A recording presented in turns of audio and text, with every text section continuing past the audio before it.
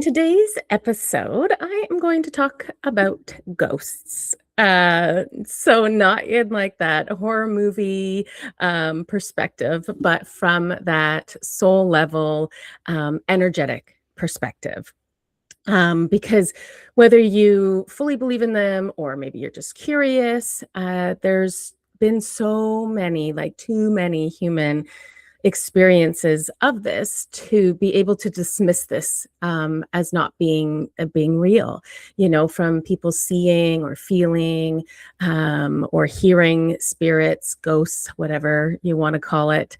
And so like talking about, why are certain houses feel heavy or have hauntings, or areas have hauntings, where people hear footsteps or doors closing, or they can feel a presence or see things moving, or even like the light switches going on and off.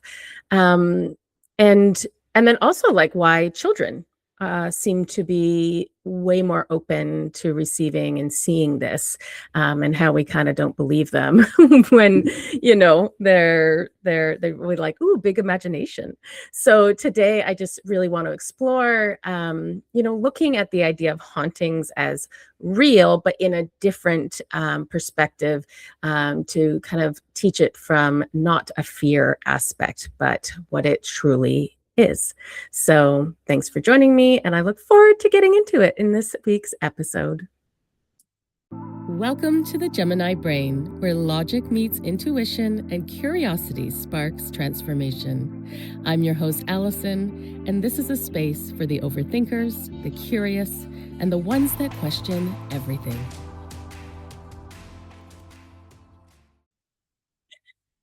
Welcome back to the Gemini Brain. I am Allison, your host, and I'm excited to talk about this topic today, all about ghosts. And this was inspired because I'll tell a little story about it. So this is what's inspired this episode. A couple weeks back, I went and I did a clearing of a house. I was asked to come because the residents were hearing footsteps, light switches, like just things kind of really getting amped up. And, I'll be honest, I was definitely a little nervous. I fell into, that stereotype of like hauntings, because that's what we've grown up with. That's what we've been taught, is like these scary movies, and we're like, oh my God, I don't want to go there and have a spirit like come around me and like shut the door. And like, yeah, that still freaks me out, even though I connect to spirits all the time. I'm like, it's so weird. But I was like, but I also know the other side of it. So I was like, yeah, like I'm gonna do this. And it really like shifted me. So, this experience was like so amazing, which you might be like, what? That's so creepy. But it was so amazing. So I went to this house. There was multiple university students living there. And I went, and they kind of described what was happening, where in the house it was happening. My plan was to move through the whole house, like every room, and sage and Palo Santo, and just energy removal in general, and then also see if I could connect to, if there was any entities, any spirits that were there, kind of causing this disturbance. And so I decided to start it off, with me just trying to see if any spirit wanted to come forward, or who was seeing if I could connect to who it was. And I instantly connected to a very young soul, so about 7 or 8 years old, and she came in, and I got the sense, and I got the feeling that she had kind of like attached to one of the the residents there, and because she felt that she had the ability to see her, to help her, and so she kind of followed her home type of thing. And so I was like, okay, so like, what are you wanting? Like, you're making this disruptance, like, and it was like she wanted help crossing over. And so she was having a hard time crossing over to the other side. And obviously, recognizing that somebody's light, somebody that could do this, was like, "Ooh, here's my chance." And the problem was is that this person wasn't aware that they could do this, wasn't aware yet, of their own abilities. So the spirit was getting louder, trying to get their attention, and that's when things started to manifest into like the physical and being able to hear things. And so as I was kind of like having this conversation with her, I was I had meditative music on my earbuds in, just to kind of stay focused in that energy. And I asked her, do you want me to help you pass over? And the moment I asked, the music, there was a disruption. I first thought, oh, is somebody calling me? Because typically the music stops and then it starts to ring. And I look down, there's no calls. And it was like off, on, off, on, off, on. And I'm like, what's going on? Like, I've never had this happen with my earpods before, ever. And so I instantly was like, oh, was that you? And she was like, yes. So she was validating that she wanted me to help her pass over. And so I, started to do that process, and all of a sudden I just like instantly knew she had passed over, and my body went like so still and kind of like slumped over. And at that moment I realized, oh my gosh, she passed through my body. I could feel, like, when I thought back, because I didn't really know, like, when you're connecting to spirit or your intuition and stuff, you feel lots of things in your body, sometimes more than others. So I just kind of go with it, right? So I'm just like, whatever. But it wasn't until she had left that I felt that silence, that stillness in my body, and kind of just this, I don't know. It was just kind of like this, like, slumped kind of tiredness, and I realized that she had passed through my body to get to the other side. And I know you're like, some people might be like, "Oh my God, that's terrifying, super creepy, yuck! I wouldn't want that." And you know what? If I was hearing this, absolutely, I would have felt exactly the same. I would have been like, "Oh no, no, no, no, no! I wouldn't like that at all." And I think even if I was told this going into it, like, okay, like, you're gonna do this and they're gonna go through, I'd be like, no, no way. Um, so I'm so glad I didn't know any of that, because it absolutely wasn't scary. It was really fascinating.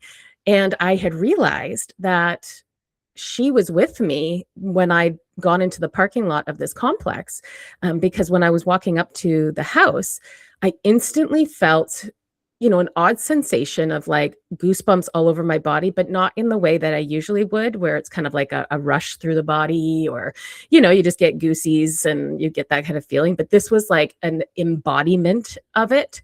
And I remember kind of walking up going like, oh, what's that? Like, it stood out enough that I was like, what's that? But then I was like, oh, you're just nervous. And, I kind of brushed it off. And I felt it even more when I was, doing what I needed to do to help her cross over. I felt that again. But then it was the absence of it that made me go, oh my gosh, that's what that was. So cool. So this experience was just, it really opened my eyes, to realizing that, like, this isn't scary. Like, that wasn't scary at all. I'm not dismissing that different type of hauntings or, things like this wouldn't be scary, because absolutely, absolutely. Like, I had a little girl, I'm a mom. I'm sitting there, connecting to a little girl's spirit that had passed over. So I have just that motherly instinct. That's not scary to me. But I'm sure if there was like multiple spirits and, some were, I don't know, like, scarier, then yeah, that would be. But I love that was kind of that first experience of, doing this type of thing was something that was not intimidating to me and actually really beautiful. Um, I proceeded to clear the energy, even though I knew that she had, crossed over. I proceeded to completely cleanse the house because I could sense that there was, denser energies in this house. And basically what it was is like, it's like I feel these pockets of emotions, this little clouds, these little like fog of different emotions of different people who have lived in this house. And it just kind of, it's like it collects and it collects and collects. It's like, if you think of dust, that's, if you've never dusted or vacuumed, it's just going to collect. And that's what I could feel, that there was just kind of a density of energies there, collecting over the years, and that needed to be moved on out to feel lighter. And then I, sat down with, the home owners or the tenants, and described and told the girl that this soul had attached to her and come home with her, and she has this ability, and it's really important to be grounding, to be protecting her energy, to be doing regular cleanses, because I was like, this isn't going to be the last time. I cleansed and cleared the energy, but it will happen again. Eventually.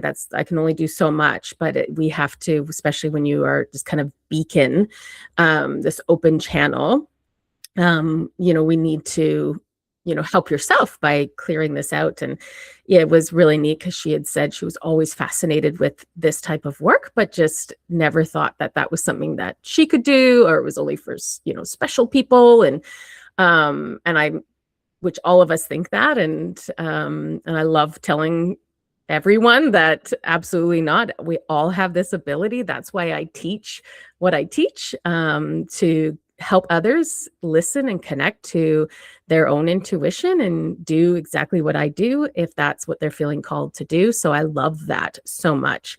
I was also told that her whole life she really struggled with energies and like crowds and just being around, like it kind of like overwhelming. And that's typical of an empath. That's typical of somebody who's very open energetically to the world around them. And so it just completely made sense that, she went through this experience, and I was so happy to be a part of that journey with her. So that really kind of like spurred this like idea of being like, oh, I think we should like talk about hauntings and try to step away from the Hollywood version of it, and look at it more for what it actually really is. And so maybe it will, ease some of your anxieties around the myths of it. So I, put together a little episode of things just to kind of like move through. So one of the ones I want to start with is, that there are residual hauntings. So, when one of like the most common explanations is something called energy imprint for this. So, everything is energy, everything holds a frequency, spaces, homes, buildings, like everything has energy. Just like I was saying in that house, there was a ton of leftover energy from past tenants. So when something emotionally intense happens in a space, like grief or trauma or fear, anger, like these big emotions, this can leave an aspect of that person's energy and soul in that area as like an imprint. It doesn't disappear. It's just kind of like stuck in time, like this little energetic imprint. So kind of like a space is holding its memory of what's kind of happened and replaying it. So the bigger the emotion, the more that imprint's going to be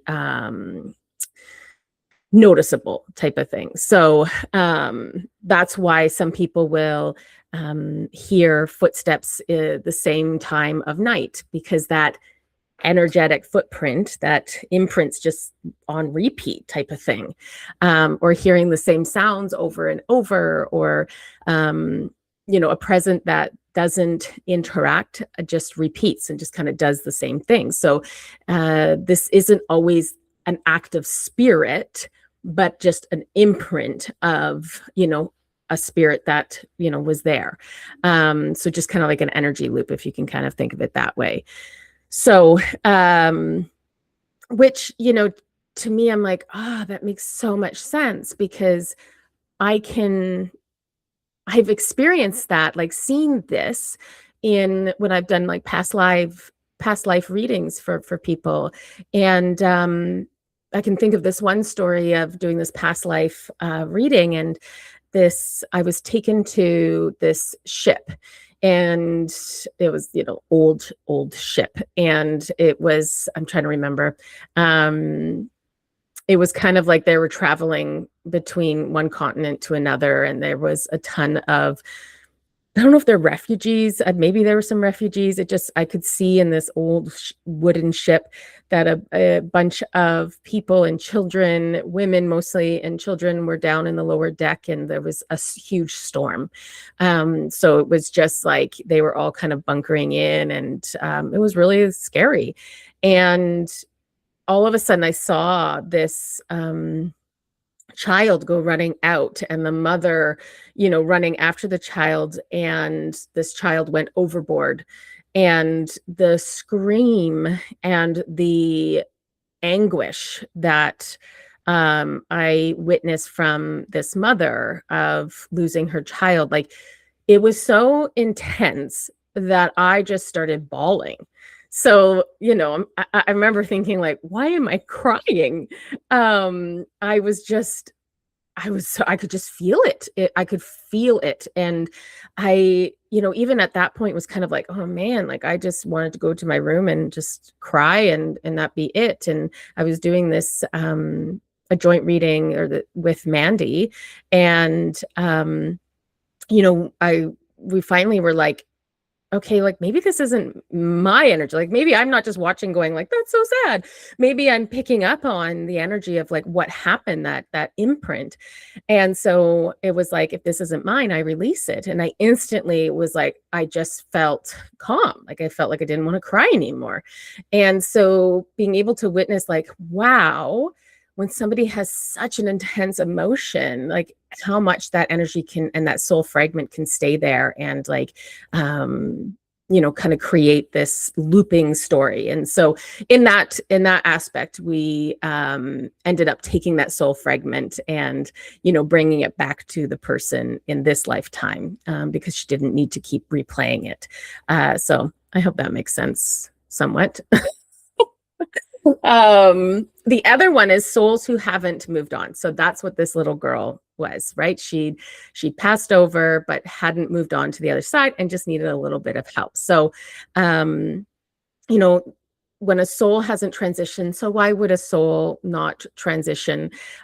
Sometimes it's simply that the soul passed suddenly and is just a little disoriented of like, not sure where they are. Like when it can happen so fast, that can kind of like be like, oh my gosh, like, ugh, what's going on, and just need a little bit of help. Or sometimes it's they have unfinished business, or they feel like they have unfinished business and emotional ties kind of tied up here. Like they don't want to go until that's taken care of.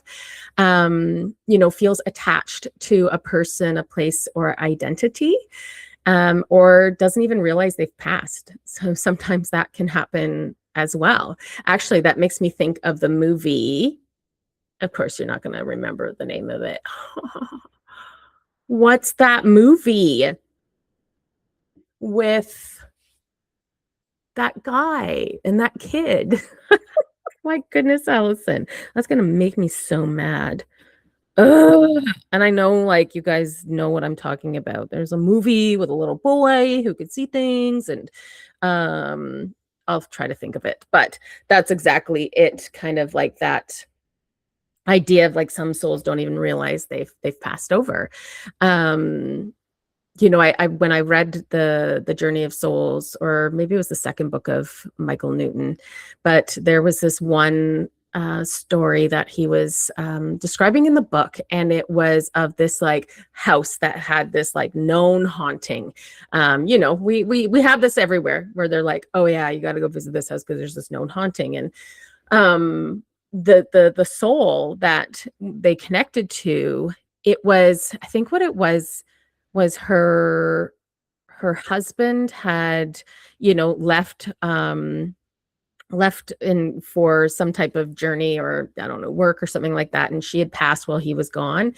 And so her soul was like kind of stuck in this house because she was like waiting for him. Like it was like she was like, well, no, he's going to wonder where I am. Like I'm waiting for him to come back. I'm waiting for him to come back. And so in a way she's kind of like stuck in this little bit of this loop. And then people would come into the house obviously to live there or whatever. And so I think there was a combination of not realizing she's passed, but then also like attached to a person and unfinished emotional ties. So then, she would create, not on purpose, because I remember this in this actual story, it was like she would cry at night, and they would, the people living here could hear it, and like that's creepy. And she was like apologizing, when they connected to her soul, and was like, I'm so sorry, I'm not trying to scare them, I can't help it. Like she was just so sad, and it was like really like unintentional, but it was happening. And so it made me look at it like, oh my goodness, like when you can see that in a different way, instead of like this entity that you can't see and it's like really trying to like scare you. Like I don't know, to me it hit differently, realizing this, and having empathy for, trying to help that soul pass over. So,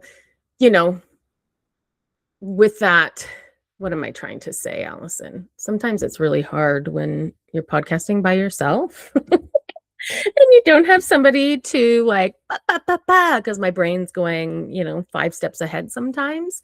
Yeah, that's what it is. But okay, back to it. Boom, boom, back to it. So when a soul leaves the physical body, so this human avatar, and the soul leaves the body, and say they leave in confusion, in fear, in attachment, it makes their energy might want to linger close to what feels familiar, right? And so in those cases you might see more of that interaction. So like in that case, like people could hear things, maybe the objects moving, things going missing and replaced elsewhere, electrical disturbances. I have definitely experienced electrical disturbances, a clear sense of being watched or not alone. So again, it's not automatically this like negative thing that's like a creepy thing that they're trying to bother you. It's more like an empathy thing of they're just needing some help to pass over. So when I think of like the electrical part of it, I remember when I was younger, and this was all in the same house actually, when I think about it. So how old was I? I was definitely like teenager. I was a teenager, so I wasn't that young. And we moved to this house, and it was a newer development. Like it was a newer house. The house we lived in before was definitely a lot older. So it was a newer house, and the whole family, we would hear like footsteps upstairs, and you would swear somebody was home. It'd be like, oh, who's home? And nobody's home, but all of us experienced it different times. And then I remember getting in trouble for leaving my bedside lamp on. And it was kind of like, Allison, can you turn off all the lights when you leave? And I'd be like, I swear I did, like, but I'm a Gemini in my head all the time. I was a teenager, so, shit happens. But I remember clearly turning it off because I was just like, I'm like, here, off. And I left, and sure enough, when I went back, it was on. And I was like, one, I was like, is somebody playing a trick on me? But then nobody was home that whole time. And I kind of just was like, what the fuck? And then in that same home, I remember one night waking up and seeing this man, this figure standing at the end of my bed. Like I can clearly see it right now in my head. So with my physical eyes, because a lot of the time it's in your third eye, in your mind's eye that you see, like I saw the spirit at that house in my mind's eye. I didn't see it with my physical eye, but this I saw with my physical eye. And he was wearing like this old, like military or uniform type of thing, like old military, like white and red. And I just kind of remember like looking and being like, what? And then like closing my eyes and being like, go away, go away. And then he was gone, but it was so clear in my head. Like it was crazy. So, things like that. Do I think that that spirit was trying to scare me? No. I think that spirit was there. That spirit was obviously it was, either a spirit or a loop. So an energy that's just kind of like stuck there. And it probably, if I knew what all of this was, I would have helped them pass over, but I didn't know what all of this was. So I was just scared and like, I'll just never forget it. I remember wanting to like research the land. And I haven't done that. Maybe I should do that because I was like, I just remember thinking that, man, it feels like way, way, way back in the day that there was some type of like, war for the land or something like that, but I'm not sure. This is back in Toronto. So I'm gonna have to look it up because I could be wrong. But now I'm curious. So that's what I'll do. I'll look it up. I remember another time my sister and I were house sitting and it was like this huge big mansion, like so cool to be able to house sit a huge mansion. And in this huge mansion, there was the intercom throughout the whole house. And one night we were getting ready. So we had like, I guess you could play the music over the intercom, I believe. And, my sister was like downstairs and I'm getting ready upstairs in the bed master. And all of a sudden the music like got disrupted. It was like really like crackly. And then it was like this weird voice, but not like it's not like it was like, ooh, a different radio station. And it was just like somebody talking or something. It was like hard. You could hardly understand what was being said, but you could tell something was being said. And then it just like cut back out and went back to the music. And I was like, oh my God. And I'm just like, I'm just going to continue to get ready here. And my sister comes up. She's like, did you hear that? And I'm like, mm-hmm. And I'm trying not to panic because I know she's going to panic. And if she panics, then I'm going to panic. And, this house was known for activity. One of the girls there did a lot of tarot, Ouija board. Is that how you say it? Yeah. And, not to say those things are bad. Like I have oracle cards, I have tarot cards here, but it is a tool that can open up, to have energies come in. And so they had experienced things before too. So it wasn't kind of like totally out of the question that it was a spirit. And my God, like we were so frightened. I remember that night, I think we slept in the same bed. And I remember distinctly feeling like somebody just sat on the edge of the bed, like at the end of the bed, like this, that like indent down. And again, it was one of those, like, I'm not saying anything. I'm just going to be really still and just be like, it's not happening. It's not happening. Super creepy. Yeah.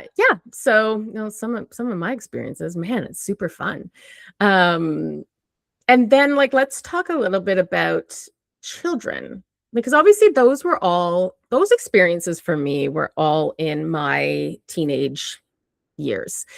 And I certainly had, an experience or maybe multiple when I was younger, which I'll get into. But, why is it that children tend to pick up on this? Is it, and we do kind of like as adults. I know my parents, it was like, oh, big imagination. And kids do have a big imagination. It's beautiful. But also kids are just more open. Energetically, they are open. They're not, they haven't been conditioned yet to kind of shut this off. So up until like age 7, like kids, like they're open and can receive. And I know that they receive and see way more than we can ever imagine, but are just not vocalized or, not believed. So they haven't really been taught to fear it, for one, that it's real. The saying you imagining it, or like your imaginary friend, not to trust it, like all of those things haven't been conditioned into them yet. So they are just experiencing it for what it is. But then the older we get, and depending on the environment, we start to shut that down, or we start to realize. I've had a lot of clients and students who have said, I used to be really open, but I soon realized like this wasn't normal or accepted. So started to be like, I'm just going to pretend that doesn't happen, and really started to shut that part of themselves down. They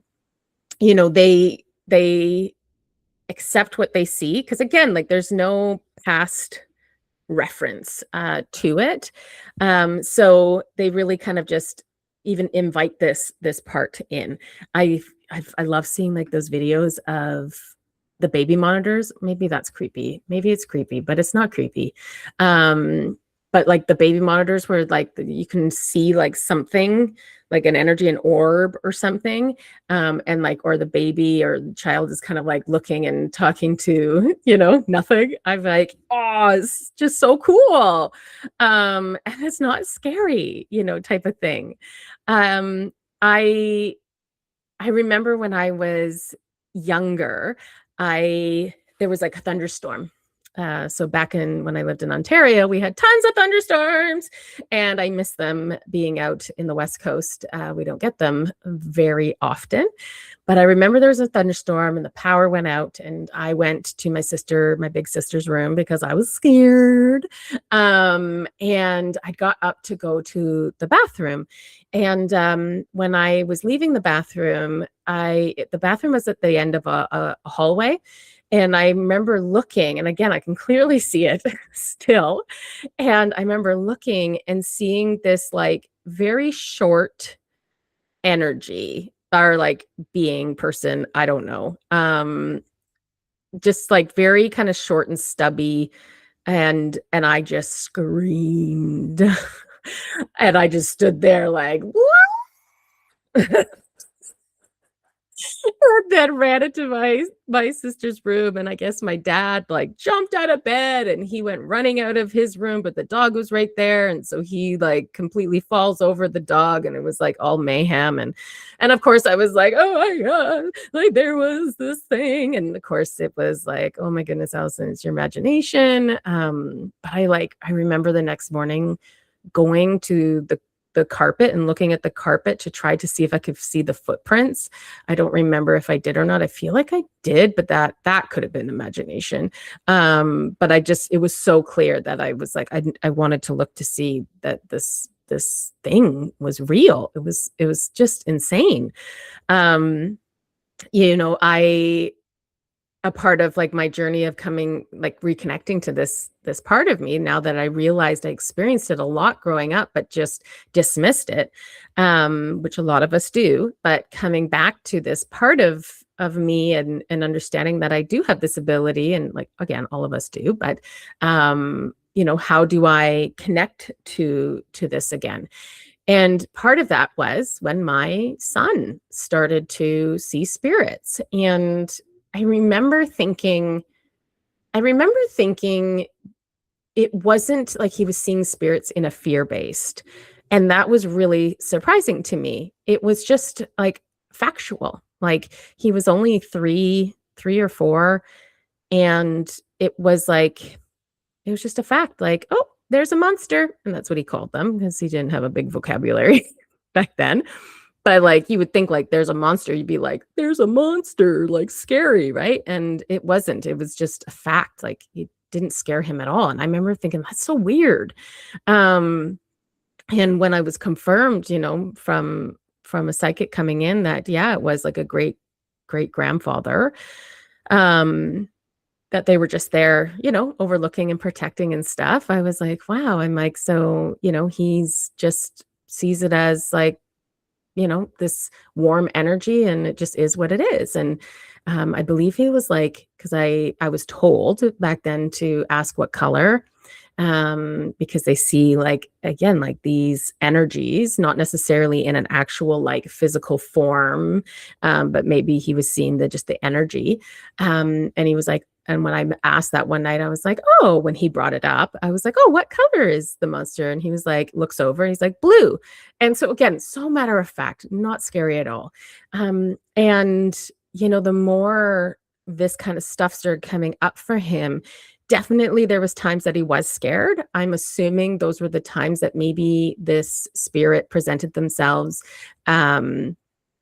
in the physical form, more in that kind of human form, and that would freak you out if all of a sudden you just saw somebody standing there that's not supposed to be standing there. And I think the other times that he had seen things, it was more of the energy of the soul. So an orb of energy, color, anything like that. I remember one day him saying, because once I recognized like what was happening, it was like he started opening up to me more when he was seeing things. And I remember one day him looking out into the backyard, and he had said that there was multiple monsters, and we just left the word as monsters. And he was like, there was multiple monsters out in the backyard. And so then I was like, oh, I'm like, what color? And he's like, rainbow. It's rainbow colors. And so I was like, oh, can you draw it for me? And he drew what appeared as that like kids. It was like children, kids that were in the backyard. And I was like, this is like, it was fascinating.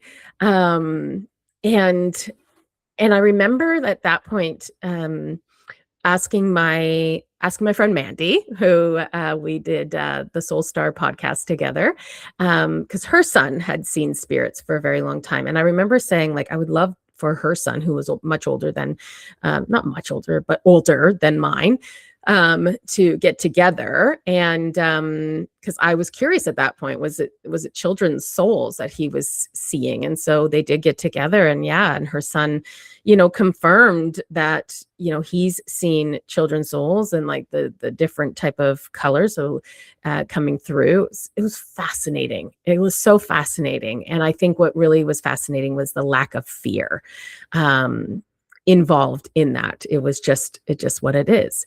I think for myself, going down this journey and realizing, like, these energies, these souls, they're around us all the time.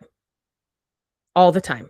I'm not going to sit here and like connect to any of the spirits, but I just know that there's spirits around us all the time, whether we want to believe it or not. It just is. And most of the time they don't disrupt us. They're curious in that sense. And so to me, it's just kind of, it changes that perspective of, the hauntings, the ghosts, the scariness. Super fun in Hollywood and having a jump scare movie for sure. But when you kind of bring in that grounded reality of it, of what is actually kind of going on, it just, yeah, it feels more tangible. It feels less scary. What was I thinking of? I'm like, there was something that I was like, gosh dang it, so annoying. So annoying. Oh yeah, okay, past loved ones. Duh. Um, I think that part of it too is like, in that aspect, do our past loved ones just hang out with us all the time? No. No. If their soul has already crossed over, like there wasn't anything kind of keeping them, they've crossed over, they've moved on, they're doing their thing. But they also are like, when we are needing them or thinking of them or, call them forward, they're there. They're here. They're with you. And which is amazing because like there's no walls. There's energy doesn't have walls. Even if their soul has already reincarnated. Again, there's always that their higher self, like an aspect of our soul is always on the other side, and they're just with us. And I just find that so beautiful and comforting, to have that aspect of it. And yeah, like they will leave things for us to let us know that they're thinking of us. So, whether that's coins, feathers, I love when like different songs come on, and memories come forward. Yeah, it's so beautiful, knowing that they are with us all the time, like when we want them to be, type of thing. And no, they're not being creepy and watching you go to the bathroom or have sexy time. Well, I guess even if they are, it's not in a weird way.